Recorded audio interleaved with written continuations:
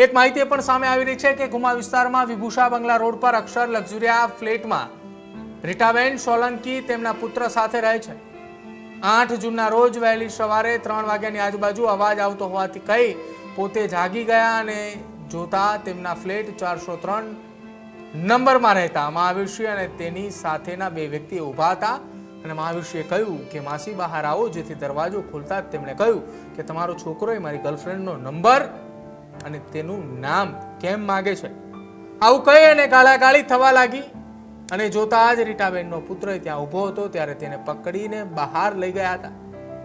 બીજા 2 માણસોએ પકડી રાખે છે। મહાવીરસિંહ તેને મારે છે। આવી વાત એ પોલીસ તપાસની અંદર સામે આવી છે કે જ્યાં રીટાબેને પોતાના પુત્રને છોડાવવા માટે વચ્ચે પડ્યા। બૂમાબૂમ થતા ફ્લેટના માણસો ત્યાં આવી ગયા અને બીજા માણસો આવી જતા તેમણે મારવા માટે દોડ્યા।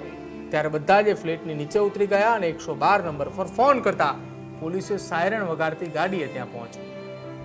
પોતાના ફ્લેટમાં એ મહાવીરસિંહ ત્યાં જતો રહ્યો। થોડી વાર બાદ મહાવીરસિંહે પોતાની ફ્લેટની બારીમાંથી નીચે પટકાયો હોવાની વાત સામે આવી કે જ્યાં સારવાર માટે હોસ્પિટલ લઈ જવામાં આવ્યા, પરંતુ આખી આ ઘટનામાં હોસ્પિટલ પહોંચતા જ ડોક્ટરે તેને મૃત જાહેર કર્યા હતા। જોકે બોપલ પોલીસ સ્ટેશનમાં ફરિયાદ નોંધાવતા પોલીસે ગુનો નોંધીને તપાસની શરૂઆત પણ કરી છે। જોકે વર્ષ 2023માં સુરેન્દ્રનગરના શિવ સંગાથ એપાર્ટમેન્ટના એક ફ્લેટમાંથી એલસીબીની ટીમે અક્ષય રાયકુમાર, ડેલુ અંકિત વિષ્ણુરામ બેશનોય અને કચ્છના વાંકુ ગામના વિક્રમસિંહ જાડેજા સહિત તમામ લોકોને 17.81 લાખના ડ્રગ્સ સાથે પકડી પાડ્યા હતા।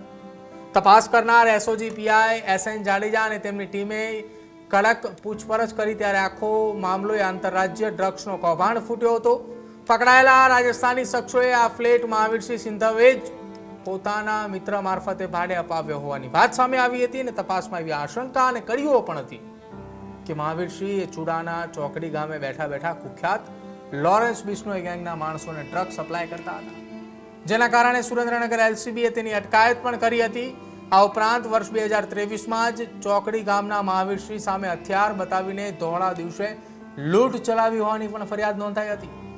જે તે સમયે પોલીસે તેની ધરપકડ કરી અને આખા ગામમાં વરઘોડો પણ કાઢ્યો હતો અને ઘટના સ્થળે લઈ જઈને ક્રાઇમ બ્રાન્ચે આખી આ સીનનું પણ રિકન્સ્ટ્રક્શન કર્યું હતું। જોકે અત્યારે સવાલ એ ઉઠી રહ્યા છે કે છેલ્લા કેટલાક દિવસોથી એટલે કે 8 જૂનની વહેલી સવારથી જ ગુજરાતની અંદર મહાવીરસિંહ સિંધવના નામની ચર્ચાઓ શરૂ થઈ છે અને ચર્ચાઓ તેના મૃત્યુ બાદથી। ત્યારે જ ન્યૂઝરૂમ ગુજરાતની યુટ્યુબ ચેનલને સબસ્ક્રાઇબ કરો અને ઇન્સ્ટાગ્રામ અને ફેસબુક પર ફોલો કરો।